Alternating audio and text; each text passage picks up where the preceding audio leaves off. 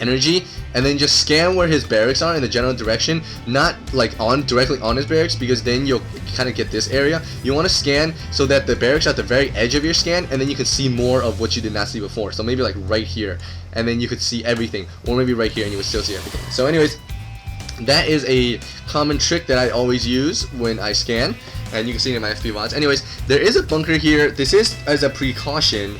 If you're moving out, you might as well salvage your bunker, because what you should do is when you move out is you salvage it and build up a new bunker, because all that it costs is it doesn't cost anything really. It costs 100, but then you salvage it and you get all your 100 minerals back. So you definitely should keep up the bunker movement. You don't want to bunker all the way back. You want to, if you're gonna stay safe, bunker up. And then once you move out, bunker here, destroy this one, and this will be your new line of defense.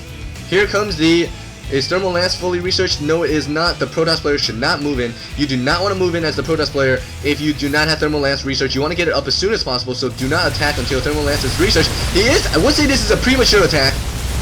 I would think that the Protoss player or the Terran player is going to be able to easily hold this off, and it does appear that way. Yep, exactly as I thought right before the battle started. You cannot move in before you are finished upgrading. That was a premature upgrade, and if you look at units lost, the Protoss player has almost lost double the amount of resources as the Terran. So that was a huge, big investment, huge mistake, and now the Protoss player has actually to build everything up. And if I were you, what's your name? Poyoloco, I would move and go and siege his base and set up a little contain right here. I would set up a bunker, and just put a tank behind, and because then if he does decide to use Colossus to move out, I can try to snipe him. And you do actually have a starport, and I saw that earlier, I didn't say it, sorry. But with that, you could build Vikings and try to pick off the Colossus, because Vikings have 9 range, which is just spectacular for Terran players. Anyways, I notice you are constantly building Marines out of the barracks with tech labs. That is not really effective, and you're wasting time when you could be building more valuable units. What you should do instead is build Marauders out of these, throw down 2 barracks, and add the reactors, and you'll pump out 4 at a time as opposed to 3, and you're not building continuing Marauder production. You definitely could throw down about, maybe I would say you could throw down 4 more barracks and continue the production even with tanks and Vikings and starports, because what happens is you have so much money, and just Bioball is so cost effective. It doesn't cost very much to build, so you can pump out constantly every 30 seconds, because a Marauder takes 30 seconds, a Marine takes 25. You could constantly pump out units non-stop, and it would just be so difficult to stop. As for the Protoss player, he did get his gold expansion. Very tricky, very risky, but also very tricky. It pays off very quickly, because the gold expansion is 1.4 times a normal expansion, so that is very good. This drop is, I would not recommend this drop as the way you have done it, because, sorry guys, I am starting to get a little tired with my voice because I've been commentating so much today. But what you should do is, when you do want to go for a drop, what happens when you, well, naturally I'm going to ask you guys, what happens when you do a drop? The opponent has to pull back all his units to his base to defend the drop, right? And what does that mean? That means his units are back in his base, protecting his base from the drop, while he leaves his entrance open, while he leaves his natural open, while he leaves everything open, so there's no army to defend. So what you have to do, simply, is you have to find out if he has a natural. What I love to do against Protoss on this map is, especially if I'm close, is what I do is I find out if he has an expansion. For example, let's say he has set up his natural and has this whole army right here. I fly. Sometimes I don't even have any units. I just, oh, sorry guys, I jump back.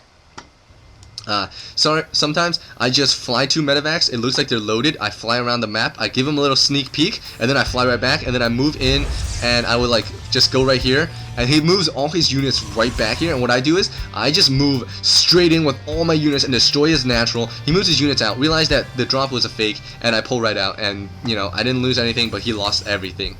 Essentially, he lost so much of his economy.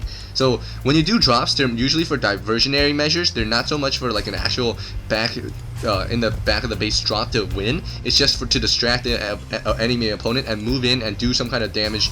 So especially if the Terran player knew about this expansion, that drop would have been so good that so good for using a distraction to attack this while all the units were right here. So that would have been fantastic, but it did not happen. So that is just what I recommend for all all players. You don't have to be a Terran player, you could be any player. If you're a Zerg player, just do a little drop in the back of the base. It will incline the player to pull back all his units, and once he pulls back, all you have to do is just go, oh no, pull back.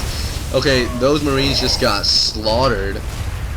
And these tanks are actually very good. They're very threatening. They usually threaten the player back. So anyways, what I was saying was you want to use your units as drops as distractionary measures and use your bulk of your army to attack something when the opponent army is displaced.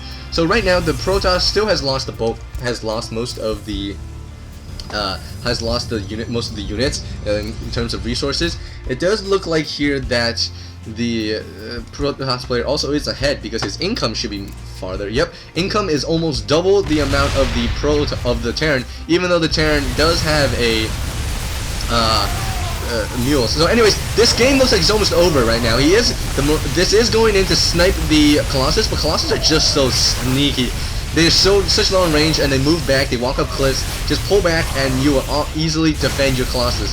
For the Terran player, when you saw that the Protoss player was getting Colossus, you immediately should have built a bunch of Vikings, which I noticed you did not do. You kept building Medevats. You need Vikings, just keep him on top of your army, and he'll have his Colossus on top of his army. On top of your army, your Vikings will be able to snipe the Colossus. So, and if the opponent wants to keep his Colossus alive, he'll just have to pull back, and then they aren't really useful anymore, are they?